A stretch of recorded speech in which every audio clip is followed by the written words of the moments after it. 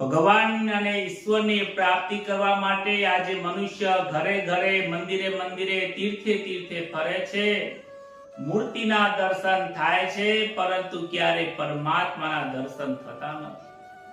દર્શન તો પરમાત્માના કરવા જાય છે, પરંતુ દર્શન કરવા માટે, ઈશ્વરની પ્રાપ્તિ કરવા માટે કયું ઉત્તમ સાધન છે એ જાણતો નથી.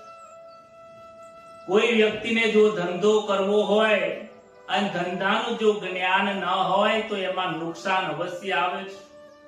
એવી જ રીતે આપણે શું કરીએ છીએ, કેવી રીતે કરીએ છીએ, કયું કાર્ય કરીએ છીએ, એના પાછળનો ઉદ્દેશ્ય શું છે, એ સાચો જો માર્ગ, ઈશ્વરને પ્રાપ્તિ કરવા માટેનો સાચો માર્ગ જો પ્રાપ્ત નહીં થાય, એ નહીં સમજાય તો ઈશ્વરના દર્શન ક્યારેય થવાના નથી.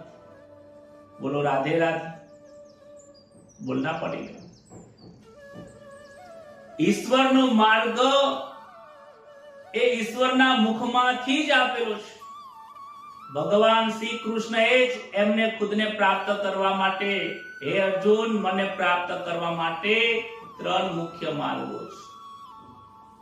એક ગીતાજીમાં કહ્યું છે ભક્તિ યોગ, કર્મ યોગ અને જ્ઞાન યોગ. આ 3 યોગ જે છે, 3 યોગથી જ આ શિવાત્માને એટલે કે મને પ્રાપ્ત કરી શકે છે. આ 3 સિવાય બીજું, હે અર્જુન, કોઈ સાધન નથી. છતાં પણ આજે ભગવદ ગીતાનું જ્ઞાન આપણને ફક્ત શ્લોકનું જ જ્ઞાન છે, પાઠ કરતા આવડે છે, પરંતુ આ ભગવદ ગીતા એટલી મહાન છે કે એને સમજી શકાય એટલું સરળ નથી. આમે ઈશ્વરને સમજવું સરળ થોડું હોય. સત્યની પ્રાપ્તિ સરળતાની પ્રાપ્તિ નથી, ખૂબ અઘરું છે. માખણ અને ઘીની પ્રાપ્તિ કરવી હોય ને તો મંથન કરવું પડે છે. મંથન કર્યા વગર તો ઘી પણ મળતું નથી.